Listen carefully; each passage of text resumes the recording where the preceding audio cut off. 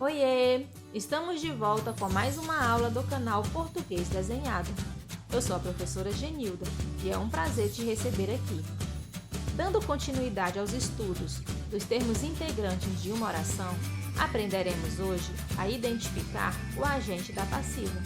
Já deixe seu like, seu comentário e inscreva-se no canal. Venha fazer parte da nossa família. O agente da passiva é o termo que na voz verbal passiva pratica a ação indicada sobre o sujeito paciente. O agente da passiva sempre vem introduzido pela preposição por ou as suas formas contraídas, pelo, pela, pelos e pelas. Além disso, o agente da passiva também pode ser introduzido pela preposição de.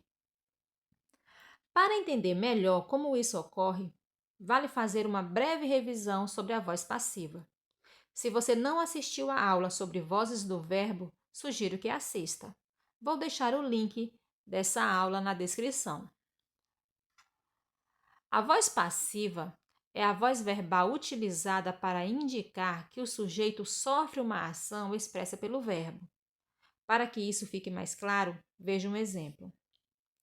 O livro foi escrito por Machado de Assis.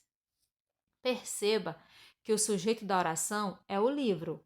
No entanto, esse sujeito não pratica nenhuma ação. Pelo contrário, ele sofre a ação de ter sido escrito.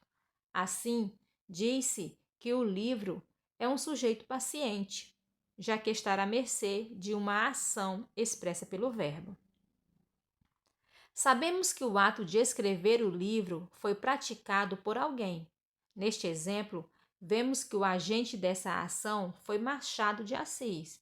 Por isso, a expressão por Machado de Assis é classificada em análise sintática como agente da passiva.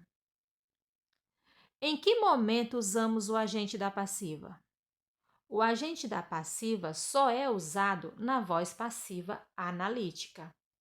Normalmente, a voz passiva analítica segue a seguinte estrutura: sujeito paciente mais verbo auxiliar mais particípio mais preposição mais agente da passiva.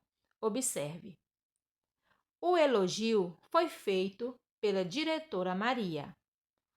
O elogio, sujeito paciente. Foi, verbo auxiliar. Feito, verbo no particípio. Pela, preposição, diretora Maria, agente da passiva. Outros exemplos. Dalva é amada por muitos. Dalva, sujeito paciente. É, verbo auxiliar. Amada, particípio. Por, preposição. Muitos, agente da passiva. Os exercícios foram realizados pelos alunos. Os exercícios, sujeito paciente. Foram, verbo auxiliar. Realizados, verbo no particípio. Pelos, preposição. Alunos, agente da passiva. Muito fácil, não é? Beijos e até a próxima aula. Tchau!